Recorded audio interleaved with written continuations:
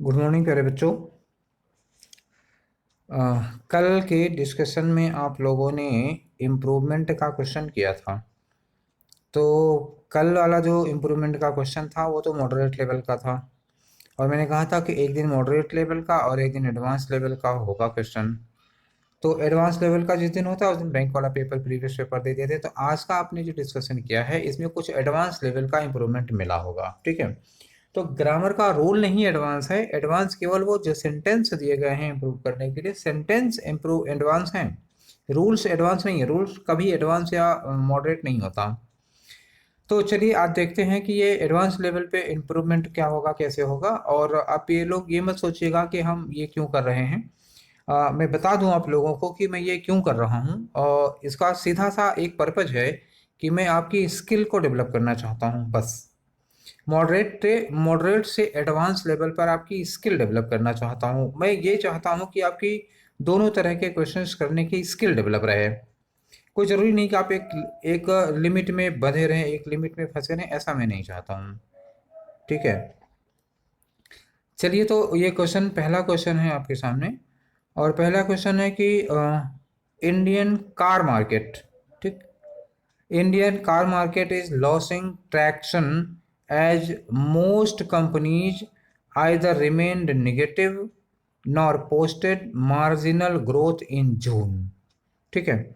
तो इंडिया की जो कार मार्केट है वो अपना ट्रैक्शन खो रही है, क्योंकि मोस्ट कंपनी, जो ज़्यादातर कंपनियां हैं, आइदर रिमेंड निगेटिव, या तो निगेटिव रहीं। देखिए यहाँ पर आइदर को ध्यान रखिएगा, या तो निगेटिव रहीं, और लिखा है नार पोस्टेड मार्जिनल ग्रोथ, और यहाँ पे नार लिखा हुआ है। तो आइदर के साथ नार नहीं लगता है, क्या लगता है? आइदर के साथ और लगता है। ये बात आप पहले से ही जानते हैं। तो आइदर के साथ नार का कॉम्बिनेशन गलत है, मतलब ये क्वेश्चन, ये यहाँ पर गलती है नार की।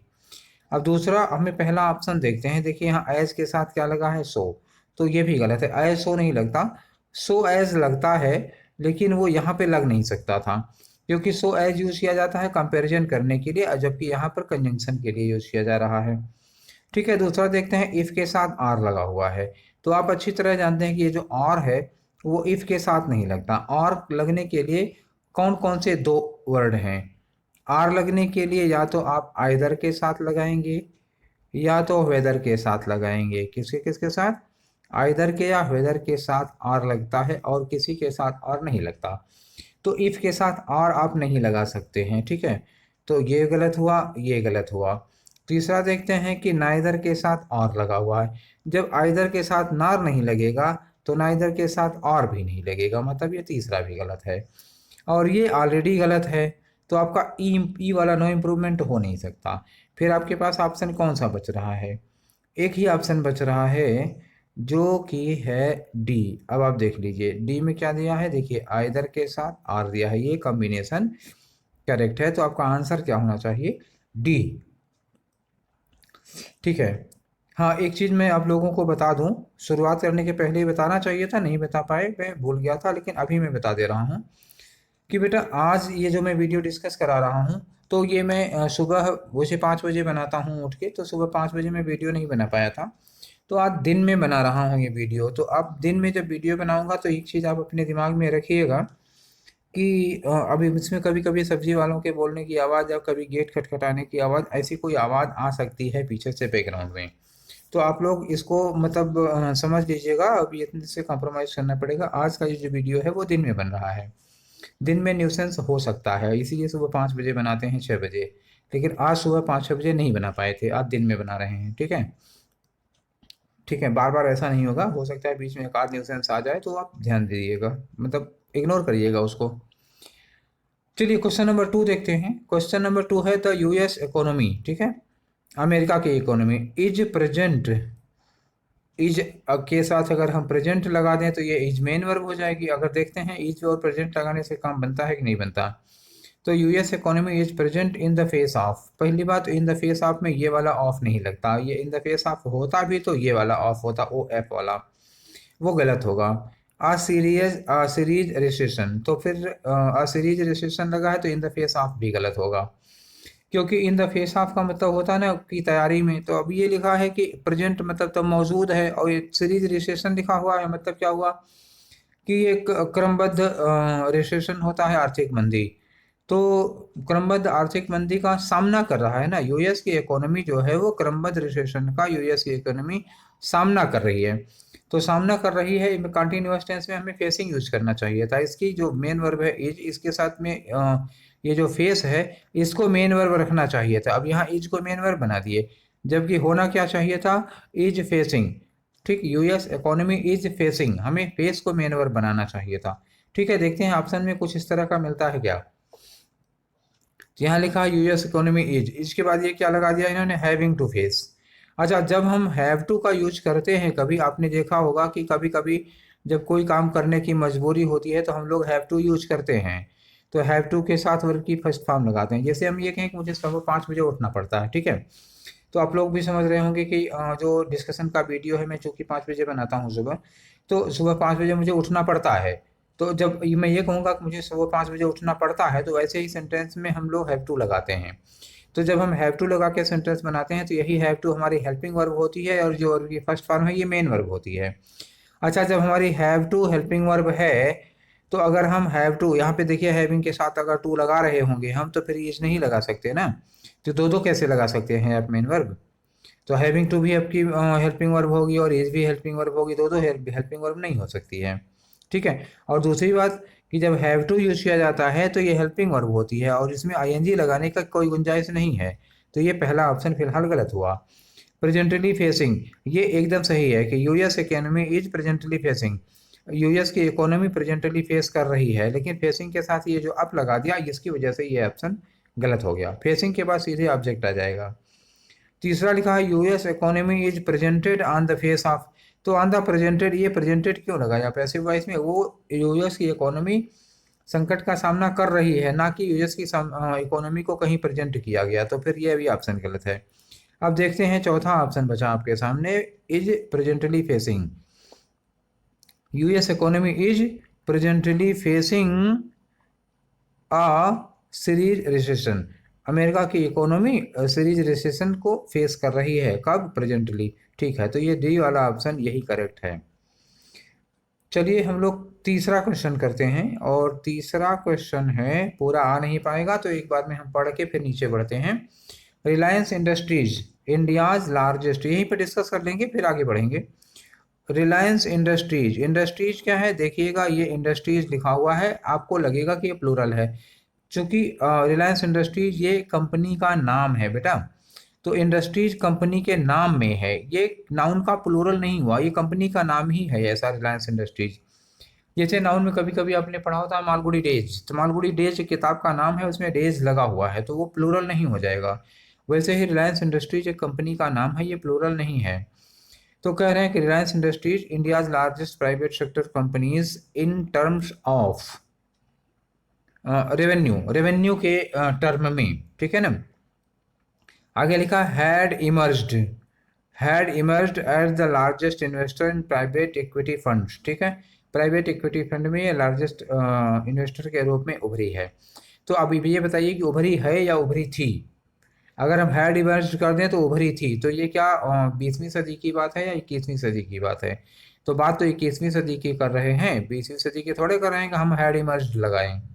ठीक है, अब ये इन दिनों की बात है ना, तो हमें ये देखना है यहाँ पर कि हमें रिलायंस इंडस्ट्रीज को सिंगुलर मानेंगे तो यहाँ हमें हैज होना चाहिए, और ये प्रेजेंट में होना चाहिए, ये पास्ट में नहीं होना चाहिए। ठीक है, तो इसको हम आगे बढ़ाते हैं। अब आया आपके सामने ऑप्शन ये 5। तो पहला ऑप्शन है हैज इमर्ज्ड, हैज इमर्ज्ड, अगर हम इसको रिलायंस इंडस्ट्रीज को हैज इमर्ज्ड एज लार्जेस्ट, ठीक है। दूसरा है हैज बीन इमर्ज्ड, ये पैसिव वॉइस में तो होगा नहीं किसी कीमत पर, क्योंकि ये खुद उभरी है लार्जेस्ट कंपनी के रूप में, तो ये पैसिव वॉइस में नहीं हो सकता, ये एक्टिव में ही होगा। हैव इमर्ज्ड, अगर हम यहाँ हैव लगाते हैं तो रिलायंस इंडस्ट्रीज एक कंपनी का नाम है, तो इसलिए हैव नहीं लगाएंगे। हैड इमर्ज फिर बात हो गई पास्ट की, तो पास्ट में नहीं लगाएंगे। ठीक है, तो हमारा ऑप्शन क्या होना चाहिए इसका, ए।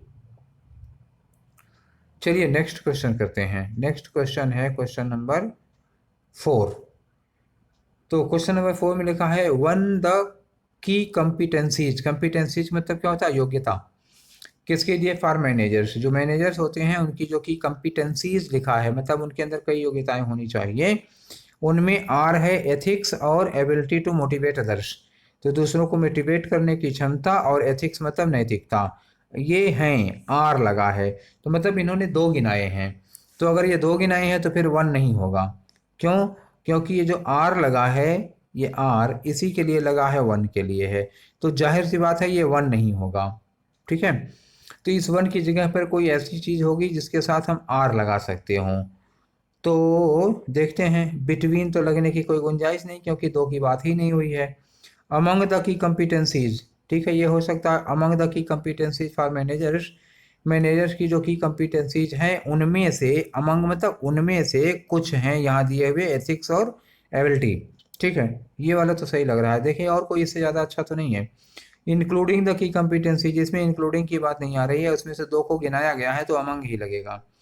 विद इन द नहीं है, with in the key competence, ये कंपिटेंस एक तो लिखा हुआ है, पहली बात यही गलत है। तो इसका ऑप्शन जो सबसे सुटेबल निकला वो कौन वाला था? बी वाला था। ठीक है, चलिए हम लोग पांचवा क्वेश्चन करते हैं, और ये पांचवा क्वेश्चन पूरा का पूरा नहीं आएगा सामने, इसलिए एक बार पढ़ लेते हैं इतना। Greeks government appeared to be caving into demands from its creditors on Wednesday, मतलब बुधवार को इसके क्रेडिटर्स ने, मतलब क्या हुआ, गवर्नमेंट को, ग्रीक की गवर्नमेंट को, जिन लोगों ने उधार दे रखा है उन लोगों की डिमांड में वो फंसता हुआ नजर आया।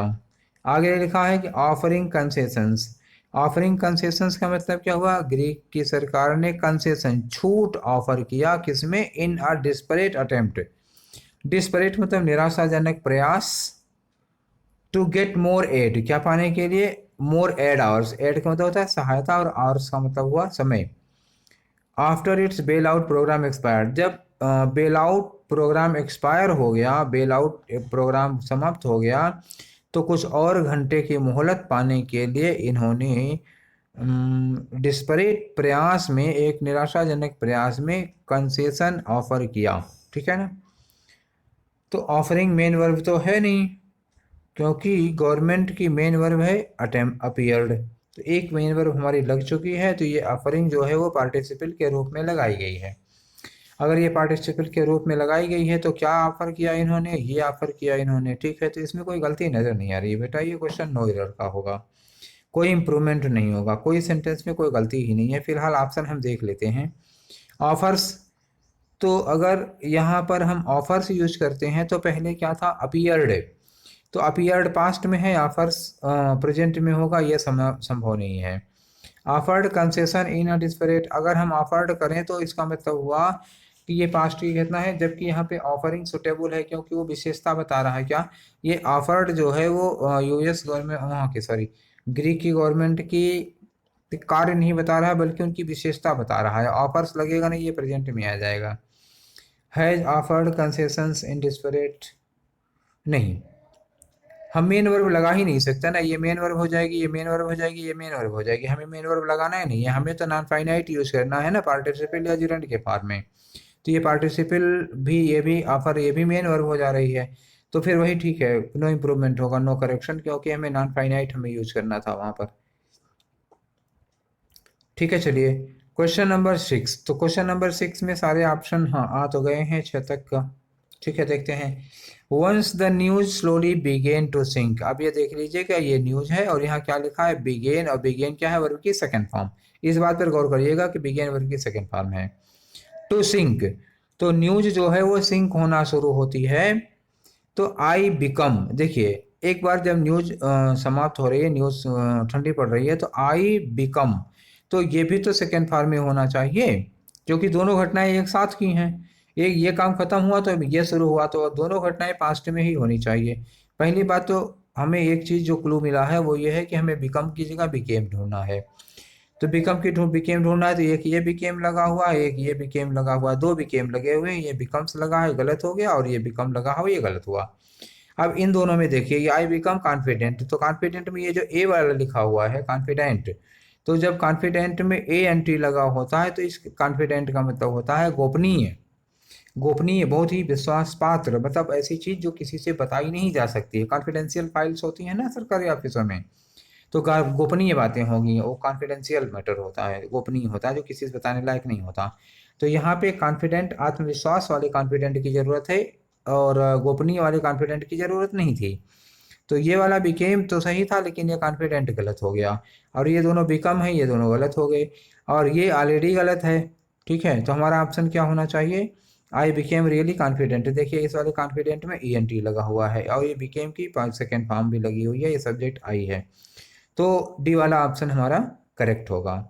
तो चलिए ये 6 क्वेश्चन हो गए। आते हैं क्वेश्चन नंबर 7 पे। क्वेश्चन नंबर 7 के भी ऑप्शन आ गए स्क्रीन पे, चलिए देखते हैं। We have failed assessment. देखिए बेटा, फेल्ड, अगर हम किसी काम में फेल होते हैं, हमेशा ध्यान रखिए कि जब हम किसी काम में फेल होते हैं और सफल होते हैं, तो चलिए पहले सफल देख लेते हैं। तो सफल होते हैं तो ये सक्सीड लगा, सक्सीड के बाद इन लगता है, तय बात है, और उसके बाद वर्ब की क्या लगती है? ING फॉर्म लगती है। और अगर हम किसी काम में फेल होते हैं तो फेल लगेगा, और फेल के बाद टू लगेगा, और उसके बाद वर्ब की फर्स्ट फॉर्म लगेगी। अब बात समझ गए ना? तो जब किसी काम में फेल होंगे तो फेल होने के बाद टू और वर्ब की फर्स्ट फॉर्म लगती है। अगर उसी काम में सफल होते हैं तो इन लगता है और वर्ब की ING फॉर्म लगती है। ठीक है, इस नियम को ध्यान में रखते हुए आगे बढ़ते हैं। तो failed assessment of the advantages, तो असेसमेंट ये कार्य है ना, हम इस कार्य में फेल हुए हैं, तो ये असेसमेंट नहीं होना चाहिए थे, बल्कि वर्ब के, नाउन के फॉर्म में नहीं, वर्ब के फॉर्म में आना चाहिए ना। ये कार्य है जिसमें हम फेल हुए हैं। तो भाई देखिए फेल्ड यहाँ लग चुका है, तो फेल्ड के बाद हमें टू और वर्ब की फर्स्ट फॉर्म चाहिए। तो ऑप्शन ढूंढिए। इन असेसमेंट नहीं होगा, इन नॉट असेसिंग नहीं होगा, टू एसेस ये हो सकता है, और ये नहीं होगा। तो हमारे पास एक ही ऑप्शन बचा, कौन सा वाला? सी वाला। ठीक है, क्वेश्चन नंबर 8 की ओर आगे बढ़ते हैं। तो हमारा क्वेश्चन नंबर 8 है, पूरा नहीं आ पाएगा तो एक बार हम पढ़ लेते हैं इसको। The first ever renewal of clearances, first ever renewal of clearances, ये देखिएगा क्लियरेंसेज किस में है? प्लूरल में है। तो अपनी तरह का पहली बार renewal of clearances for foreign funding to NGOs, NGOs के लिए जो विदेश से पैसा आता है उनकी क्लियरेंसेज, ध्यान रखिएगा क्लियरेंसेज लिखा है, क्लियरेंसेज हैज बीन डिलेड, तो क्लियरेंसेज को डिले कर दिया गया है। And new stringent rules, stringent का मतलब बड़ा सख्त, बहुत बार पूछा जा चुका है स्ट्रिंजेंट, SSC में भी पूछा गया है, और खासतौर से इंडिया और डिफेंस वालों ध्यान से इस पर जाना। स्ट्रिंजेंट का मतलब होता है बहुत सख्त नियम। तो rules are being framed to govern them, तो इन्होंने कहा कि नए और बहुत स्ट्रिंजेंट रूल्स बनाए जा रहे हैं इनको गवर्न करने के लिए, इनको नियंत्रित करने के लिए। ठीक है, तो हमें कुछ एरर मिली। ये हैज़ बीन किसके लिए लगा है बेटा? क्लियरेंसेज के लिए लगा है, और क्लियरेंसेज क्या है? प्लूरल, तो हैज़ बीन नहीं होगा, हैव बीन होगा। दूसरी बात, तो हमें प्लूरल चाहिए, प्लूरल चाहिए, और कैसा चाहिए? पैसिव वॉइस का चाहिए, क्योंकि क्लियरेंसेज जो होंगे वो डिले किए जाएंगे। क्लियरेंस खुद नहीं डिले होता, वो डिले किया जाता है, अधिकारी उसको डिले करते हैं। तो पैसिव वॉइस में प्लूरल हेल्पिंग वर्ब के साथ वर्ब की थर्ड फॉर्म लगानी है आपको। इस शर्त के साथ आप ऑप्शन ढूंढिए। ऑप्शन ढूंढ रहे हैं पैसिव वॉइस में, have been plural, have been plural हो गया, और डिलेड वर्ब की थर्ड फॉर्म हो गई, ये हमारी शर्तों पे खरा उतर रहा। हैज, क्लियरेंसेज प्लूरल था, हैज नहीं हो सकता। हैड बीन पास्ट में है, ये नहीं होगा। क्यों नहीं होगा? क्योंकि आपको सेंटेंस आपने देखा होगा, सेंटेंस में लिखा था कि and new and stringent rules are being लगा है ना, तो दूसरे वाले पार्ट में आर लगा है, तो दोनों पहले पार्ट में हैड का तो कोई गुंजाइश नहीं, दोनों कट गए। बचा हैव और हैज, तो हैज सिंगुलर हो रहा है, ये नहीं लगेगा, फिर आपका ऑप्शन क्या होगा? ए। चलिए हम करते हैं क्वेश्चन नंबर 9। तो पूरे क्वेश्चन नहीं आ पाएंगे, इसलिए क्वेश्चन नंबर 9 को यहीं पढ़ लेते हैं। द सेंटर वांट्स, देखिएगा ध्यान रखिएगा, वांट सेंटर सिंगुलर सब्जेक्ट है, और वांट में क्या लगा है? वर्ब में एस लगा हुआ है, कॉम्बिनेशन ठीक है। सेंटर वांट्स टू सेंड, देखिए टू के साथ वर्ब की फर्स्ट फॉर्म लगी है। Centre wants to send 50 MOS, MOS क्या हो सकता है? मेंबर ऑफ सप्लाईज हो, सॉरी मिनिस्ट्री ऑफ सप्लाईज हो सकती है, या फिर मेंबर ऑफ सर्विसेज भी हो सकते हैं। ठीक है, एज स्पेशल एनवाई, एनवाई का मतलब दूध बना करके इनको भेजा गया, टू इनवाइट, इनवाइट करने के लिए each and every African leader personally, और प्रत्येक अफ्रीकन लीडर को पर्सनली इनवाइट करने के लिए अक्टूबर की मीटिंग में एनवाइस को भेजा गया 15 लोग थे करीब। तो केंद्र चाहता है ऐसा करना, तो केंद्र ऐसा करना चाहता है या केंद्र ऐसा करना चाहता था? अगर घटना फिर अभी भी बीती नहीं है तो वांट्स ठीक होगा, अगर घटना बीत चुकी है तो वांटेड करना पड़ेगा। ठीक है, देखते हैं हम लोग क्या क्या इसमें हमें ध्यान रखना पड़ेगा। सेंटर सिंगुलर है, वांट, यहाँ जो भी लगेगा वो सिंगुलर की वर्ब होगी या फिर सेकेंड फॉर्म पास्ट में होगी तो कोई बात ही नहीं है। और टू के साथ सेंड लगा है, याद रखिएगा टू के साथ और की फर्स्ट फॉर्म ही लगती है हमेशा। इतनी बातों पर ध्यान रखते हुए हम लोग ऑप्शन देखेंगे। तो पहला ऑप्शन लिखा है कि सेंटर वांट। देखिए सेंटर मैंने कहा था सिंगुलर सब्जेक्ट है तो ये वांट प्लूरल वर्ब नहीं लगेगी। यहाँ क्या लगना चाहिए था, इसमें होना चाहिए था वांट्स या वांटेड, ऐसा कुछ होना चाहिए था। दूसरे में लिखा है सेंटर वांट्स, ठीक है, यहाँ तो सेंटर वांट्स ठीक है, लेकिन टू के बाद क्या लगनी चाहिए वर्ब की, फर्स्ट फॉर्म या सेकेंड फॉर्म है। और सेंट की फर्स्ट फॉर्म क्या होती है, सेंट, सेंड, सेंट, सेंट। तो S E N D first form है, S E N T second form है, तो देखिए इसके नीचे भी सेंट लिखा हुआ है, ये भी गलत है फिर इसका मतलब। तो दूसरा और तीसरा देखिए टू के बाद सेंट लगे हुए हैं, एक बार फिर से देखिए, यहाँ देखिए टू के साथ ये सेंट लगा, टू के साथ ये सेंट लगा, टू के साथ सेकेंड फॉर्म थर्ड फॉर्म नहीं लगती, फर्स्ट फॉर्म लगती है, ये दोनों गलत हो गए। और यहाँ देखिए टू के साथ आई एन जी फॉर्म लगी है, ये भी गलत हो गई, ठीक है ना, तो ये भी गलत हो गई। और यहाँ पे सेंटर के साथ क्या लगा है, वांट, ये वर्ब की फर्स्ट फॉर्म लगी है, ये गलत हो गई ना, प्लूरल सब्जेक्ट है, यहाँ हमें क्या लगाना चाहिए, अगर ये लगा भी था तो हमें वांट्स या वांटेड लगाना चाहिए था, ये भी गलत हुआ ऑप्शन। तो इसका मतलब आपका ऑप्शन कौन सा सही हुआ, ये हुआ, ई वाला, ठीक है। चलिए नेक्स्ट क्वेश्चन की ओर आगे बढ़ते हैं। क्वेश्चन नंबर हमारा 10 है। तो क्वेश्चन नंबर 10 पढ़ तो सकते हैं यार, थोड़ा सा और अगर ऊपर हो जाए ये हमारा स्क्रॉल, थोड़ी दिक्कत होगी लेकिन आप लोग समझ लीजिएगा। लिखा है वी आल नो, समझ में तो आ रहा है ना, we all know the important, ये क्या, अरे यार नीचे करना ही पड़ेगा मुझे लग रहा है, ठीक है, बन गया काम।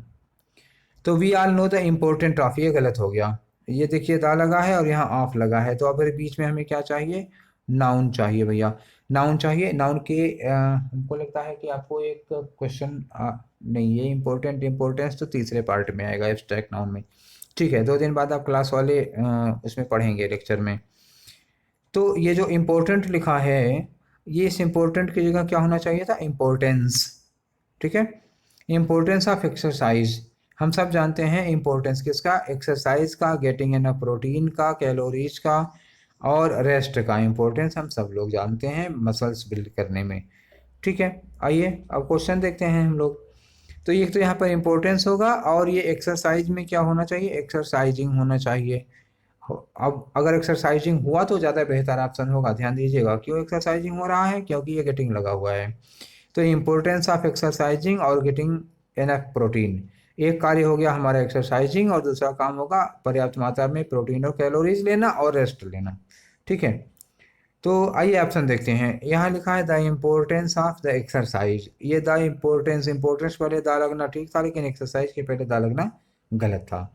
यहाँ लिखा है इम्पोर्टेंस ऑफ एक्सरसाइज, तो अब इस इम्पोर्टेंस के पहले दा लगना चाहिए था ना, ये भी गलत हो गया।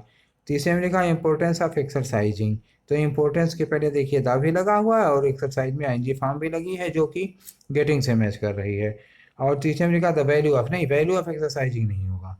तो फिलहाल हमारा ऑप्शन सबसे बढ़िया कौन सा हुआ, सी वाला, ठीक है। चलिए आगे क्वेश्चन करते हैं। तो क्वेश्चन नंबर 11 आपके सामने है, सारे ऑप्शंस नहीं आ पाए, पढ़ के हम लोग आगे बढ़ेंगे। 11 से पॉसिबिलिटीज ऑफ लाइफ, ठीक है ना, possibilities of life and the realisation that it's a short journey. इन्होंने कहा कि जीवन की जो संभावनाएं हैं और हमको जो उसके एहसास हैं, एहसास क्या है, एहसास ये कि it is a short journey, journey, कि जीवन जो है एक छोटी सी यात्रा है। मेक मी वांट्स, तो मेक मी वांट्स टू सी, ये मजबूर करता है मुझे देखने के लिए, देखने के लिए, करने के लिए, और make the best of time, कि हम अपने जीवन का सबसे अच्छा उपयोग करें। I have in the world, जो कि मुझे इस दुनिया में मिला है। तो पूरा पैटर्न प्रेजेंट में है, पास्ट में नहीं जाना है। पहली बात, मेड का प्रयोग नहीं करेंगे आप, मेक का ही प्रयोग करेंगे, ठीक है। और आई के लिए क्या यूज करना है मैंने, ये सारी चीज़ें हैं, पॉसिबिलिटीज ऑफ लाइफ है, रियलाइजेशंस हैं। तो ये मेक ही सही है, मेक्स तो लगेगा नहीं, मेक अपनी जगह पे सही है, मी सही है। और वांट क्या होता है, वांट में फर्स्ट फॉर्म होना चाहिए था केवल, वांट, वांट्स नहीं हो सकता यहाँ पे, क्यों नहीं हो सकता, आप लोग जानते हैं कि कुछ वर्ब्स शुरुआत में हमने कही थी, मेक हो गया, लेट हो गया, बिड हो गया, और एक और वर्ब आई थी कौन सी, हेल्प। मैंने कहा था इन सब के साथ कोई पर्सन होगा, समबडी होगा। और उसके बाद क्या लगता है, केवल वर्ब की फर्स्ट फॉर्म लगती है, टू वगैरह नहीं यूज किया जाता है, ठीक है ना। तो इनमें यही ये ध्यान रखिएगा, इस वाले वर्ब में जब मेक के बाद कोई पर्सन हो और उसके बाद वर्ब लगानी हो तो वर्ब की फर्स्ट फॉर्म होगी, टू वगैरह नहीं लगेगा, ठीक है। तो आइए देखते हैं पहला ऑप्शन। तो जब यहाँ मेक लग गया है तो मेक के बाद वांट में एस नहीं लगना चाहिए था, ठीक, ये ऑप्शन हो गया। तीसरा लिखा है मेक्स। मेक्स क्यों लगाएंगे आप, जबकि यहाँ पर पॉसिबिलिटीज ऑफ लाइफ, देखिए पॉसिबिलिटीज लिखा है, पॉसिबिलिटीज ऑफ लाइफ एक सब्जेक्ट एंड रियलाइजेशन दो सब्जेक्ट हो गए। और अगर दो सब्जेक्ट लगे हैं तो यहाँ मेक्स नहीं लगेगा, मतलब ये ऑप्शन आपका गलत है। और दूसरे देखिए मेक मी लगा है, तो मेक मी तक ठीक है, लेकिन वांटेड मैंने अभी कहा था कि यहाँ वर्ब की फर्स्ट फॉर्म होनी चाहिए, वांटेड नहीं होना चाहिए। और तीसरा देख लीजिए, आपको दिख रहा होगा कि मेड मी के बाद देखिए वांट में एस लगा हुआ है, तो सी ऑप्शन भी गलत है। अब हमारा ऑप्शन हर हाल में डी होगा, क्योंकि नो इम्प्रूवमेंट हो नहीं सकता, ये गलत है, नो इम्प्रूवमेंट नहीं होगा। और मेक्स गलत हो गया, ए में गलत और बी में गलत और सी में गलत। जब ए बी सी में साफ साफ गलत है और ई वाला ऑप्शन हो नहीं सकता क्योंकि ये स्टेटमेंट गलत है, तो आपका आंसर क्या होगा, इकलौता आंसर बचा डी। अब आप कहिए हम लगा दें निशान और कहिए ना लगाएं, ठीक है। चलिए हम अगले क्वेश्चन की ओर बढ़ रहे हैं। तो जैसे हम अगले क्वेश्चन की ओर बढ़ रहे हैं, गली में एक सब्जी वाला भी आ रहा है, आपको अभी थोड़ी देर में सब्जी बेचने की आवाज़ आएगी, ठीक है। चलिए ध्यान रखिए। तो 12वां क्वेश्चन है हमारा, द गवर्नमेंट हैड इंश्योर्ड, ठीक है। गवर्नमेंट हैड इंश्योर्ड, हैड लगा है, ध्यान दीजिएगा यहाँ पर पास्ट टेंस की बात हो रही है, इंश्योर्ड वर्ब की थर्ड फॉर्म है। That government had ensured that your documents are. अब बताइए, जब हम कह रहे हैं यहाँ योर डॉक्यूमेंट्स आर सेफ, तो जब योर डॉक्यूमेंट्स आर सेफ तो ये गवर्नमेंट हैड इंश्योर्ड नहीं होगा, ये भी प्रेजेंट में आना चाहिए, तो ये गलती हो गई, मतलब ये पास्ट टेंस में नहीं होना। तो ठीक है, कोई ऑप्शन भी तो यार पास्ट में नहीं है, मतलब ठीक है, इसी में हम ढूंढना पड़ेगा। तो सब्जेक्ट क्या है, गवर्नमेंट, ये सिंगुलर है कि प्लूरल है, गवर्नमेंट सिंगुलर सब्जेक्ट है, हैव नहीं लगेगा, एक बात हो गई। हैज इंश्योर्ड, ये तो ठीक लग रहा है, has been ensured passive voice हो गई, ठीक है, पैसिव वॉइस में नहीं हो सकता। हैज बीन इंश्योरिंग, तो टाइम वाइम तो दिया नहीं, सिंस फार लगा नहीं है, मतलब सी और डी ऑप्शन गलत हैं, ए ऑप्शन गलत है, तो हमारा ऑप्शन होना क्या चाहिए, आंसर ऑप्शन होगा बी, ठीक है। चलिए क्वेश्चन नंबर 13 की ओर बढ़ते हैं। Question number 13, when we discuss the financial advisory, ठीक है ना।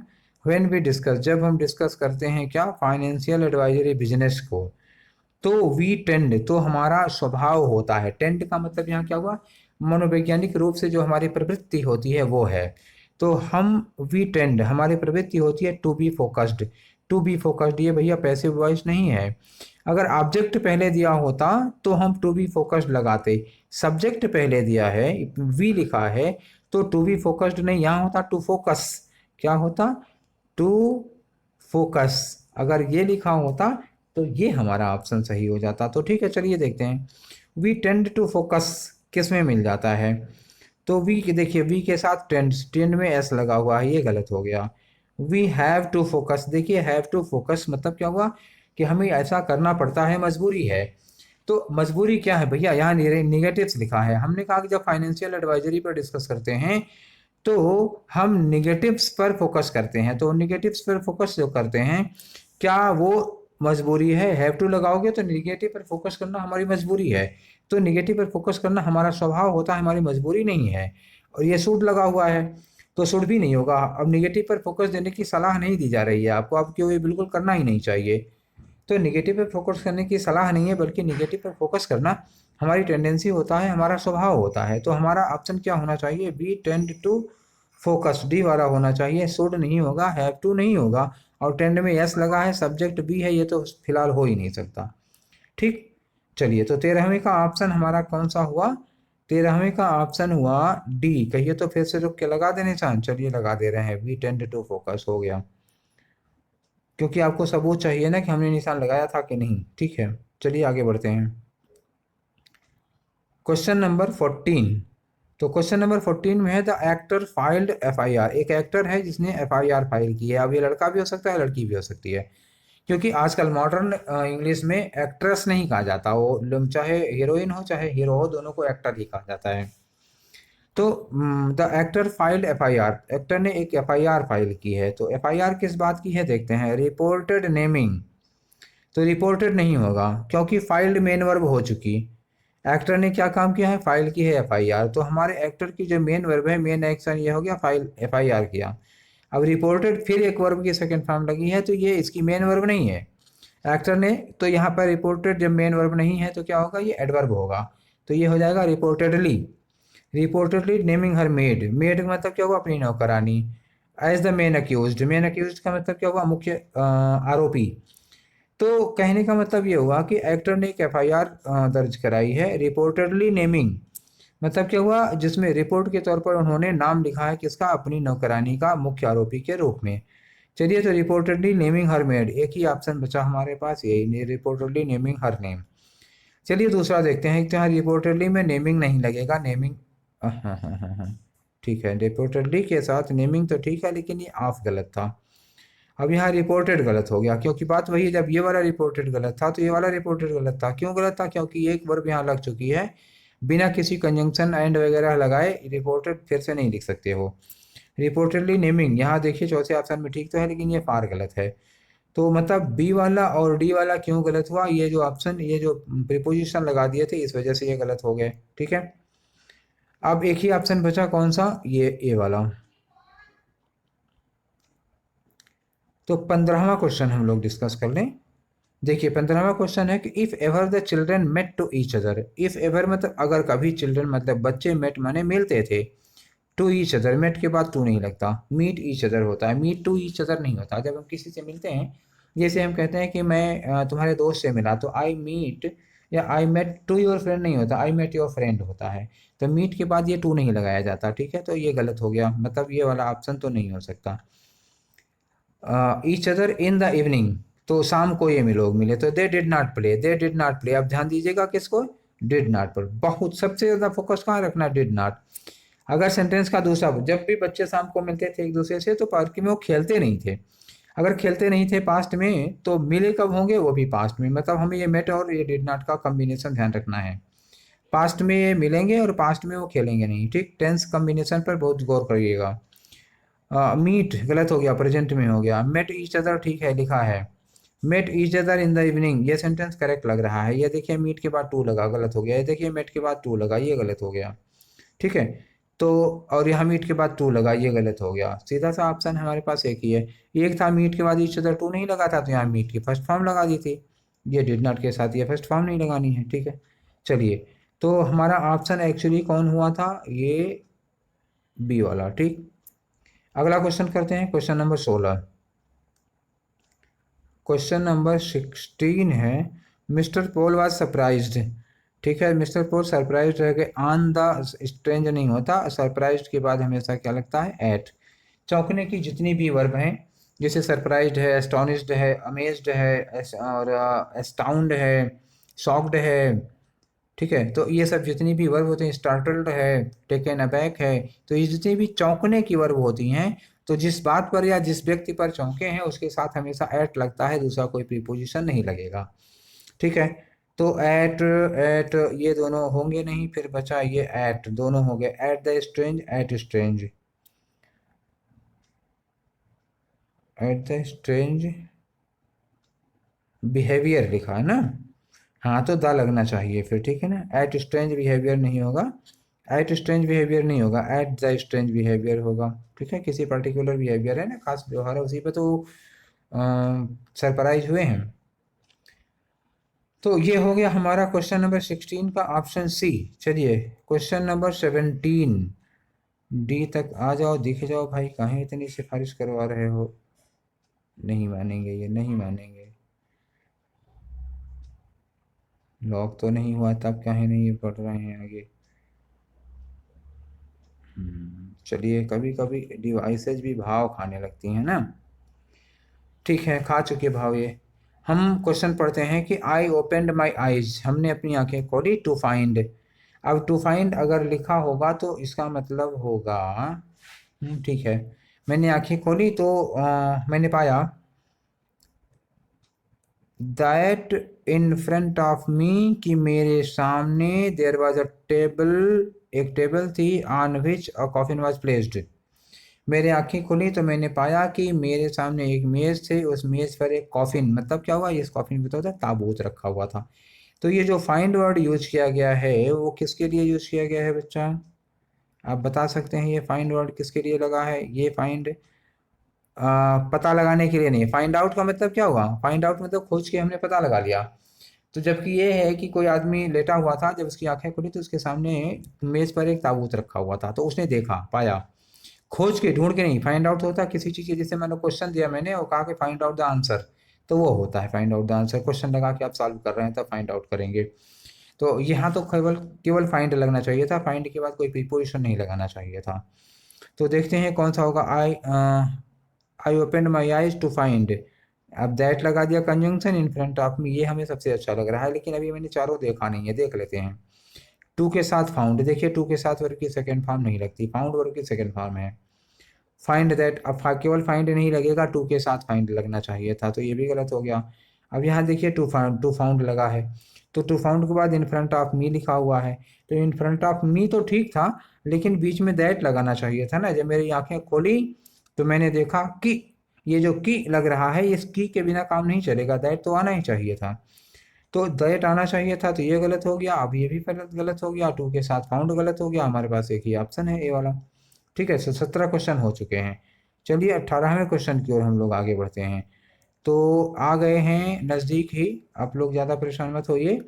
18वां क्वेश्चन है, इफ़ ही वुड हैड, अरे यार ये तो वो कंडीशनल, एक तो बोल्ड नहीं किया हुआ है, तो बच्चा आप लोगों ने अंदाज़ा लगा लिया था कि नहीं लगा लिया था, पहले ये बताइए। ये हैड के साथ स्टोल, ये वुड के साथ स्टील, हैड स्टोलन, मतलब ऑप्शन आपने देख लिया ना हम कि केवल किसका ऑप्शन ये मिला है, ये स्टोल वाली वर्ब का ऑप्शन मिला है। तो आपको यहाँ से लेकर कर यहाँ तक अंडरलाइन समझ लेना चाहिए था, मिस्टेक हो गई मुझसे।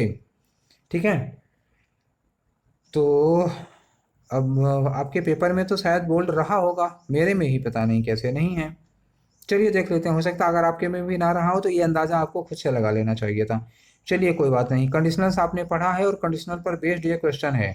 आइए देखते हैं कंडीशनल के आधार पर इसे कैसे करेंगे। चूंकि इस वाले पोर्शन में हमें इंप्रूवमेंट करना है, तो हमें देखना क्या होगा, ये दूसरा वाला पोर्शन क्या लिखा, would have done. Would have done का मतलब क्या हुआ, परफेक्ट का पैटर्न है, वुड हैव के साथ वर्ग की थर्ड फॉर्म लगी है। जब इधर वुड हैव के साथ थर्ड फॉर्म लगी होती है तो कंडीशन वाले में याद करिए क्या होता था, हैड के साथ वर्ग की थर्ड फॉर्म। ये लगा इफ के बाद सब्जेक्ट और हैड के साथ वर्ब की थर्ड फॉर्म, यही आप ढूंढ लीजिए। तो कहाँ हैड स्टोल, ये हैड लगा तो, लेकिन स्टोल वर्ब की सेकेंड फॉर्म होती, क्या होती, यहाँ पर स्टोलन होना चाहिए था। वुड स्टोल, इस वाले में वुड लगता नहीं है, हैड स्टोलन, यही ऑप्शन सही होगा, और स्टोल सेकेंड फॉर्म होगी। अगर स्टोल लगा देंगे तो केवल वुड लगेगा, फिर हैव नहीं लगेगा। तो इसका मतलब हमें इम्प्रूव जबकि केवल यही करना है, तो केवल इम्प्रूव यही करना है, तो हम ये वुड हटा देते हैं, वुड ये होगा केवल हैड स्टोलन। ठीक है, तो if he had stolen, answer कौन सा होगा, ये आपका सी। चलिए क्वेश्चन नंबर 19, क्वेश्चन नंबर 19, चारों ऑप्शन सामने, हाँ ठीक है, पांचवा होगा तो कोई बात नहीं हो, तो हम जानते हैं क्या ऑप्शन होगा। Starting out my own business, अरे भैया अब अगर आप अपना ओन बिजनेस स्टार्ट कर रहे हैं तो स्टार्ट आउट नहीं होता, क्या होता है, अपना खुद का बिजनेस स्टार्ट करें या किसी का भी बिजनेस करें, जब कोई चीज़ शुरुआत करते हैं तो क्या लगता है, स्टार्टअप लगता है। तो देखिए भारत सरकार ने एक योजना भी शुरू की है ना, स्टार्टअप स्टार्टअप स्टार्टअप मतलब कोई रोजगार शुरू करना है, तो स्टार्टअप होता है शुरुआत करने के लिए, स्टार्ट आउट नहीं होता है।